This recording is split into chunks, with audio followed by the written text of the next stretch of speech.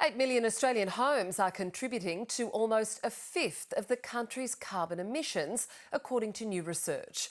While homeowners can carry out improvements to make properties more efficient, it's not so easy for renters and low-income households. But as Emilia Terzon discovered, many are still enthusiastic about what they can do. As world leaders try to figure out how to reduce carbon emissions, we're talking to ordinary Australians who are already doing this. Hello, Rowan and Sue. Yes, welcome to the all-electric house. Thank you. The couple have lived in this old terrace for decades. They insulated to save on heating, double-glazed their windows and installed solar for more than $13,000. And it's saved us, I reckon, about $5,000 up to now, and it'll pay for itself in about 5 years from now. Going solar helped them switch off the gas and buy electric appliances. Bottom of the range induction cooktop is fantastic, works for us. I make jam, do it in the middle of the day, in the middle of summer. It's pure solar. Solar is now helping power Rowan's new toy, this second-hand EV, which costs just over $26,000. How long till it pays itself off? I reckon about 5 years until... That payback is quick because Rowan's using it for his job teaching teenagers to drive. I've got some kids who are like school strike leaders and things like that. They're like, yeah! Overall, due to this carbon offsetting journey, their power bills have dropped by more than a third. As some households power ahead, others are being left behind. A new report by the agency Power Housing has found that 8 million Australian homes aren't up to scratch on energy efficiency, and together they contribute to 18% of our country's carbon emissions.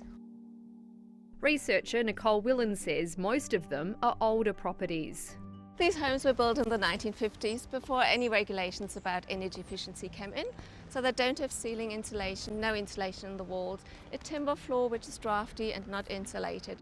And fixing that can be expensive, while some don't even have the power to do it. As an owner, you have the agency to do whatever you like to your home, so you can really go mad and make it very, very energy efficient.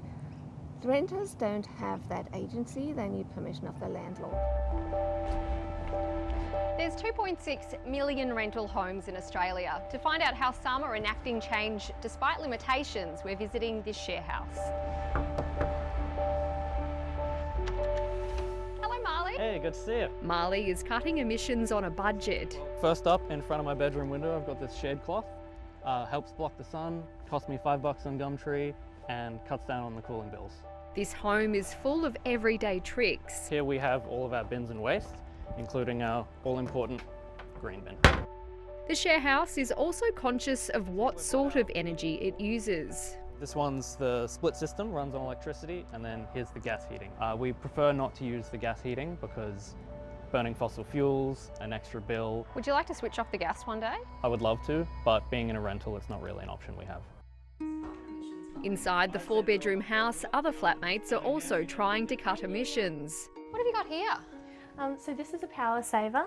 So we use this, my husband and I, with his computer setup, and when he turns his computer off, it automatically turns off the other devices, so we save a little bit of power that way. And then there's the lights. So we've taken all of our fluorescent light bulbs out around the house and replaced them with LED, and in doing that we've saved about 10% of that on our power bill.